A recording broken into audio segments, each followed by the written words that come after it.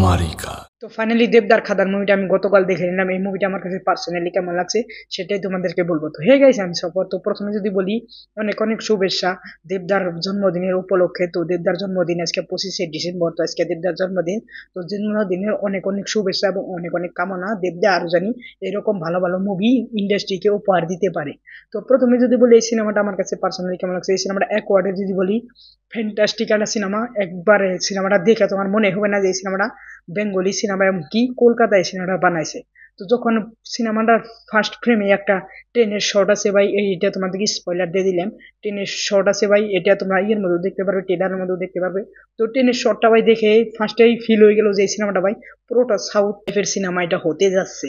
এবং কি বলিউডের কিছু তারকা আছে এবং কি সাউথের কিছু মিক্সার, দুইটা মিক্স করে এবং বেঙ্গলি মিক্স করে, এই তিনটা মিক্স করে এই সিনেমাটা বানানো হয়েছে। কিন্তু এই সিনেমাটা দেখতে ভাই একবার ফ্যান্টাস্টিক একটা সিনেমা। অনেকেই বলছে এই সিনেমাটা কপি, মুখ জায়গায় থেকে কপি, কেজিএফ এর কপি বা অ্যানিমেলের কপি বা সালারের কপি। তো এই সিনেমাটা ভাই কোনো সিনেমারই কপি না, কোনো সিনেমার দিকে মিলে না, খালি একটা পার্টিকুলার সিন মিলে যায়, তো ওইটা ভাই কপি বলে না। তো এই সিনেমাটা কোনো সিনেমায় থেকে রেফারেন্স নিয়েও বানায় নাই এবং কি কপি সিনেমাও নয়। তো এই সিনেমাটা ভাই দেখতে ভাই আমার কাছে অনেকটাই ঘুষবম লাগছে এবং এই সিনেমাটা ওভারঅল আমার কাছে অনেকটাই ভালো লাগছে। তো এই সিনেমাটার ভাই যদি বলি, প্রথমে যদি বলি এই সিনেমাটার কালার গ্রেডিং, তো এই সিনেমাটার কালার গ্রেডিং আমার কাছে অনেকটাই ভালো লাগছে। কারণ এই সিনেমাটা পুরোটা জুড়েই কালার গ্রেডিং ভাই অনেক অনেক সুন্দর। যেখানে যেভাবে কালার গ্রেডিং করা দরকার সেখানে সেইভাবে কালার গ্রেডিং করছে ভাই। কয়লার খনিজে যেভাবে কালার গ্রেডিং দরকার ভাই, একবার অনেক অনেক খুবসুরত করে অনেক সুন্দর করে কালার গ্রেডিং করছে এই সিনেমাটার মধ্যে।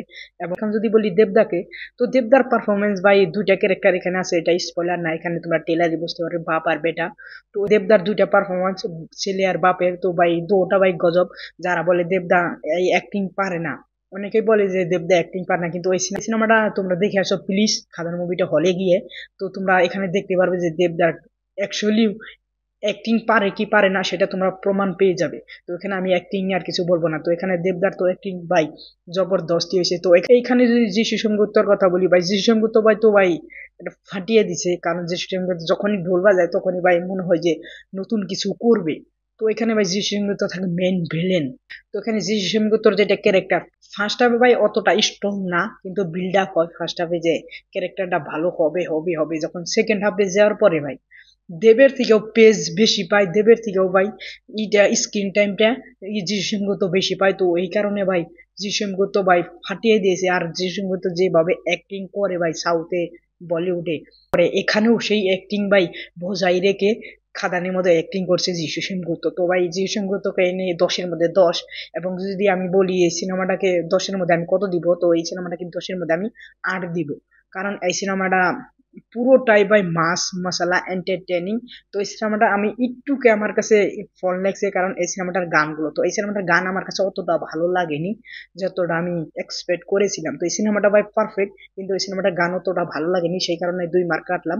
তো এই সিনেমাটা ভাই 10-এর মধ্যে 8। তো আমার কাছে এই সিনেমাটা ফ্যান্টাস্টিক লেগেছে। তো তোমাদের কাছে কেমন লাগছে প্লিজ তোমরা কমেন্ট করে। আর দেবদার জন্মদিন উপলক্ষে তোমাদের কি মতামত প্লিজ তোমরা কমেন্ট করবে। আর আমার সঙ্গে থাকবে। আর যদি রিভিউটা ভালো লাগে খাদানের, তো প্লিজ একটা কমেন্ট করবে, চ্যানেলটা সাবস্ক্রাইব করবে। Thanks for watching, by.